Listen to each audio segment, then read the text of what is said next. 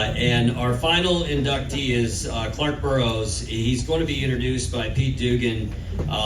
Clark, you and I have never met. I grew up in Cedar Falls, Iowa, and I think some people in the room might, maybe I'm on my own island here, but maybe nod just politely if I'm not. There was always a guy or a gal when you were young that was almost like this fictitious character when you were a young golfer. Somebody that was like maybe 10 or so years older than you. Anybody? That was so good, right? Hit 300-yard drives and wore out a spot that small on the face of a blade, and you were that guy. So I grew up playing at Porky's Red Carpet in East Waterloo. I played Burns, Gates, South Hills, Pheasant, all over the place, and I've never met you. And I don't usually get nervous, but I feel like I'm introducing a Greek god or something right now. It's a weird moment for me. So I'm going to get off the stage because this is getting weird for everybody now. But Clark, congratulations. Pete Dugan, come on up.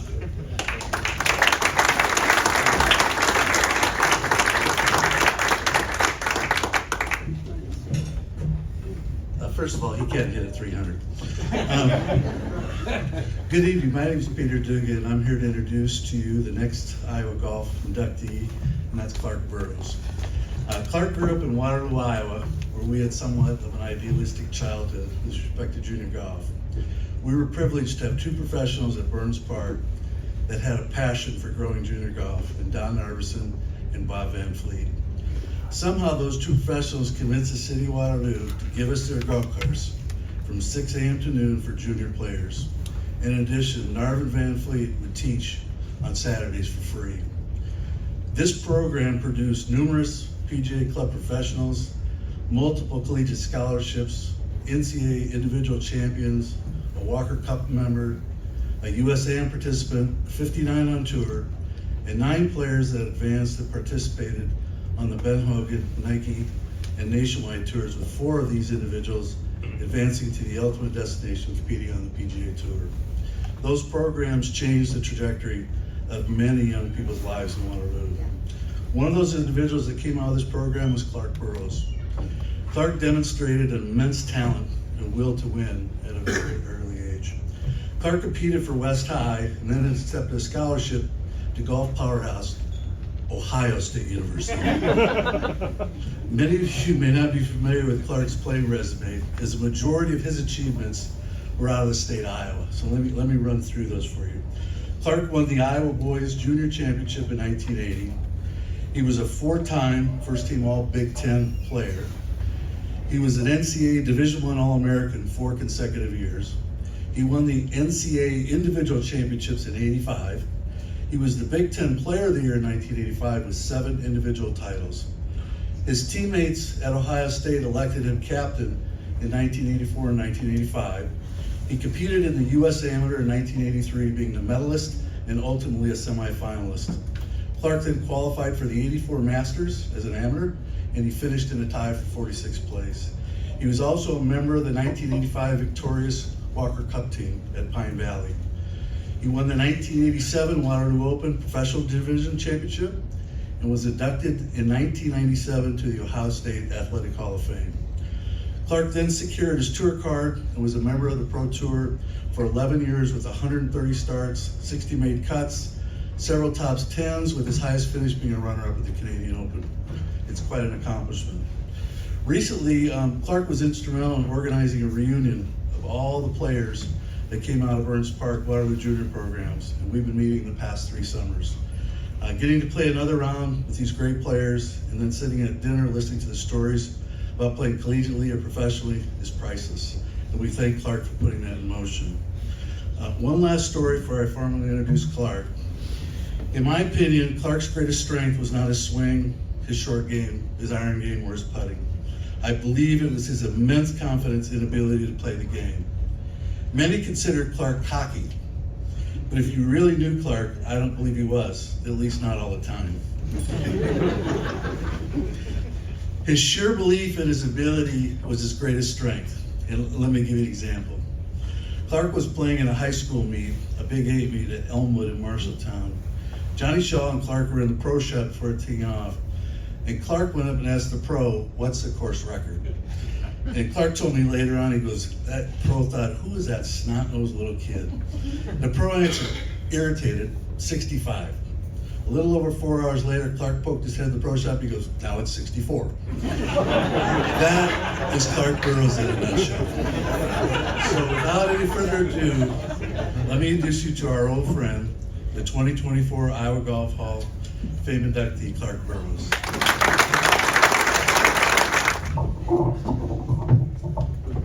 All righty, thanks, Petey.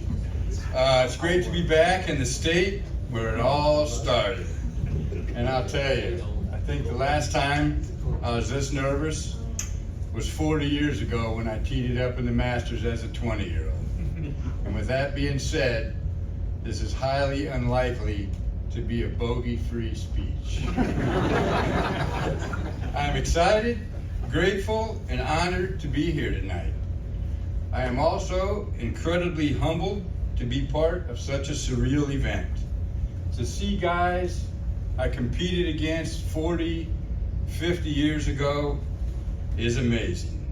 Two of the guys I measured my game up against, right here, Laddie, and I see you back there, Gene Elliott.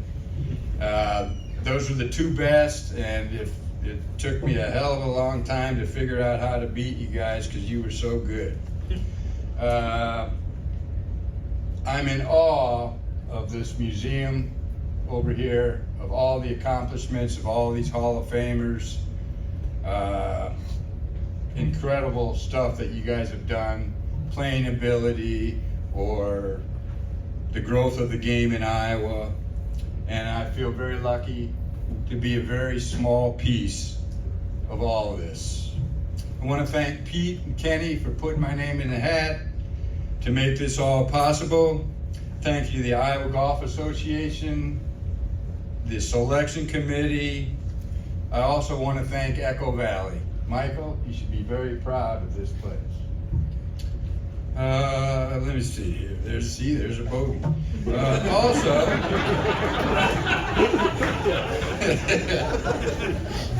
Also, congrats to all the other inductees. Even though you're a Sparty, you're all right. And thanks for allowing me to share the stage with y'all. My mom and dad sacrificed a lot so I could play golf. My father passed away in 2013, but I know he'd be very proud and very happy. However, I am blessed to have my mom here tonight. She's a young lady with the hat on. She'll be 98.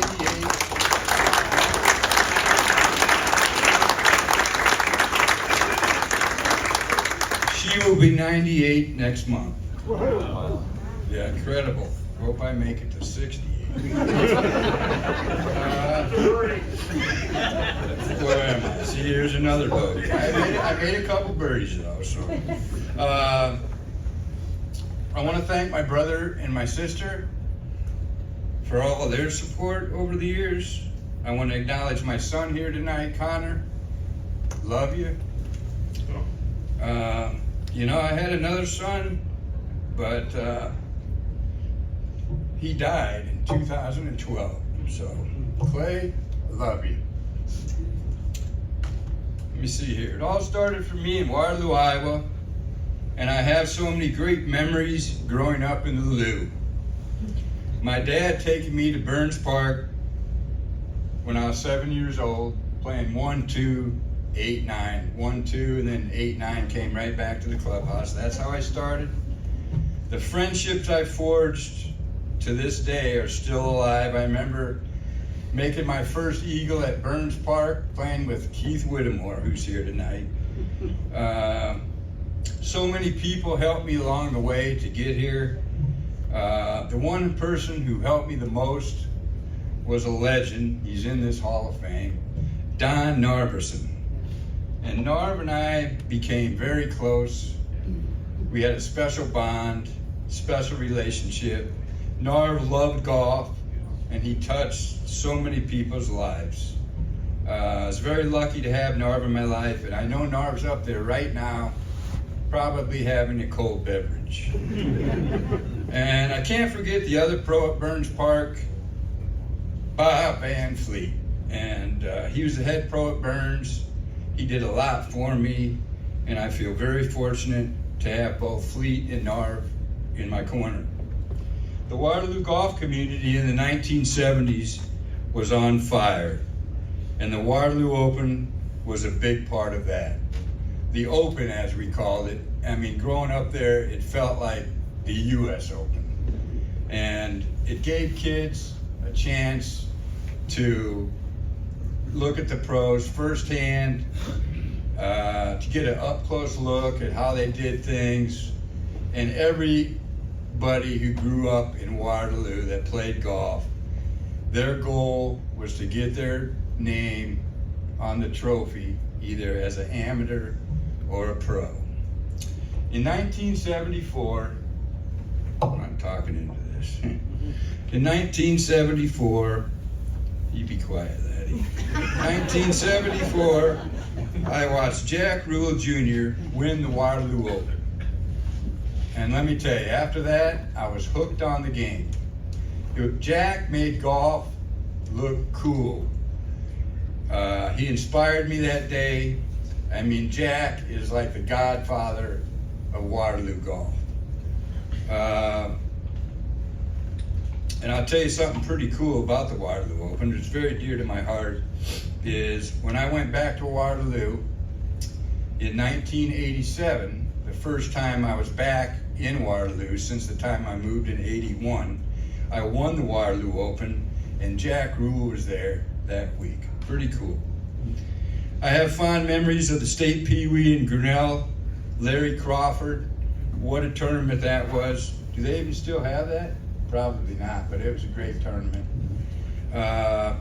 My first trip to Des Moines was the State Insurance Youth Classic, and I was staying at a Holiday Inn, indoor pool, and Laddie Hoff and Scott Morganson threw me in the pool. State co-ed, playing with Lori Haid. Great times there. I remember a match in the summer of 1980. Now this story will give every Hawkeye fan some hope for next week when they play the Buckeyes. So Tim Joslin was a friend of mine, and he happened to be in Waterloo. And Tim was 16 and I was 17. And Ken Shaw, who, if you know Ken like I do, no, he wasn't.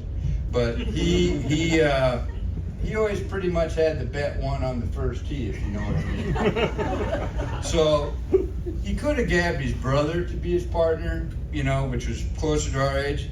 No, he comes in with Mike Bender. Mike Bender was already out of college and probably one of the best amateurs in the state, or I mean in the nation. So it's Tim Joslin and I against Kenny and Mike. And I know when Kenny set the match up, I was going to get hustled.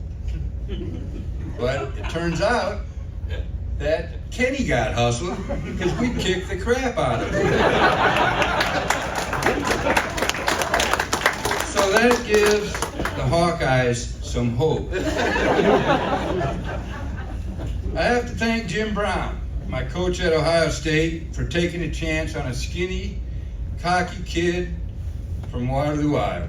Coach Brown has to go down as one of the greatest coaches in Big Ten history. He won a lot. We won a lot. I had great teammates. I had this knucklehead. I had Chris Perry and Brian Mogg, who were all older than me, so I got a chance to learn from them. The '83 team stands out. We played in 12 tournaments and we won 9 of them. And we played the Big Ten championships not too far from here at Finkbine, and we won by 44 strokes. That's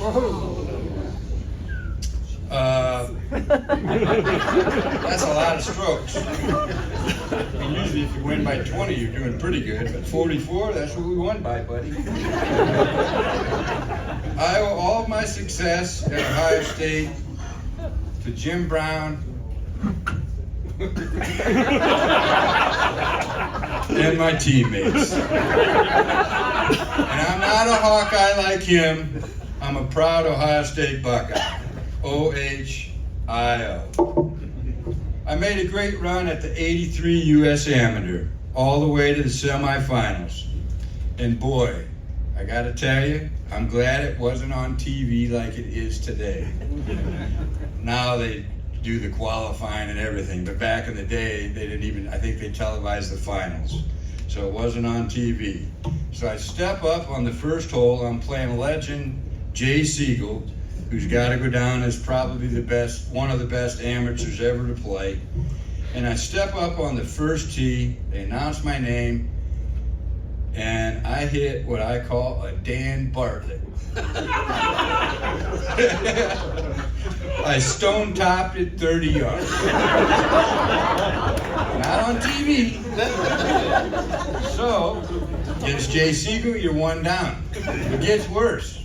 The second hole, I duck hook it, and I think the ball's still going left today. 2 down.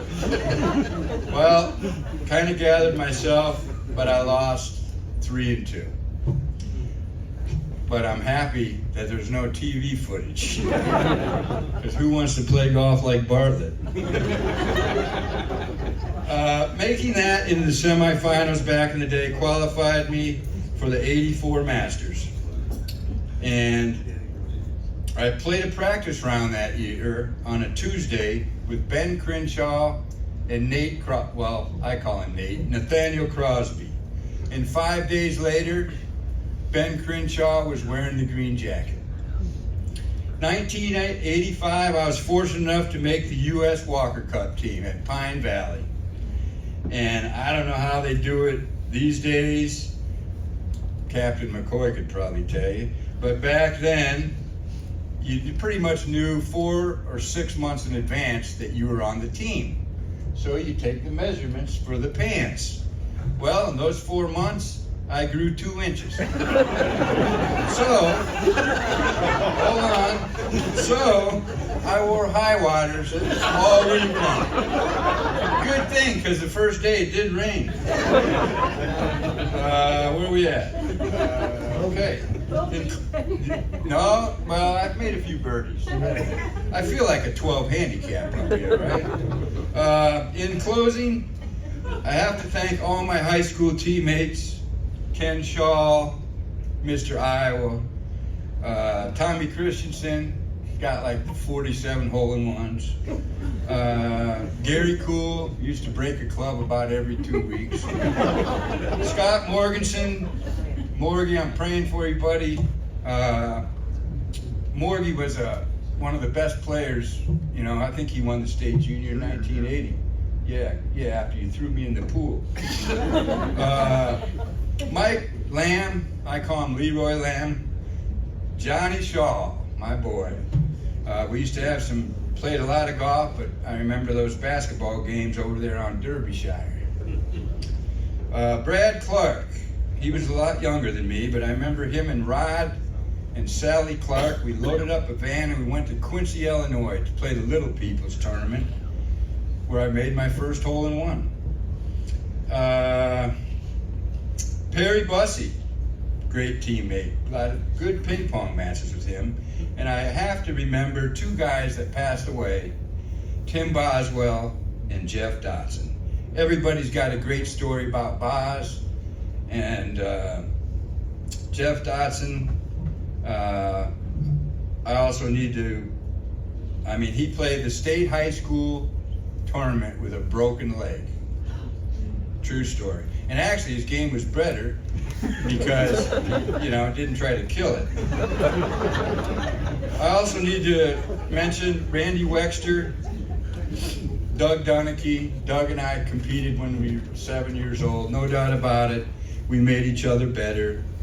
And Dan Sennett, who's instrumental in organizing the tournament that we have every year, where all the Waterloo boys come back together. And we act like it's, like 1976, Everybody ought to try that, it's pretty cool. I also want to mention my son, Clay. Not sure if I did, but I guess I did, because I did get a little choked up, but I'm thinking of you. I think you're here tonight with me, buddy. I love all you guys. Those were great times, the best, and all you guys that I mentioned have your handprints on me being here tonight. So thank you very much, and thanks for coming, and enjoy the night.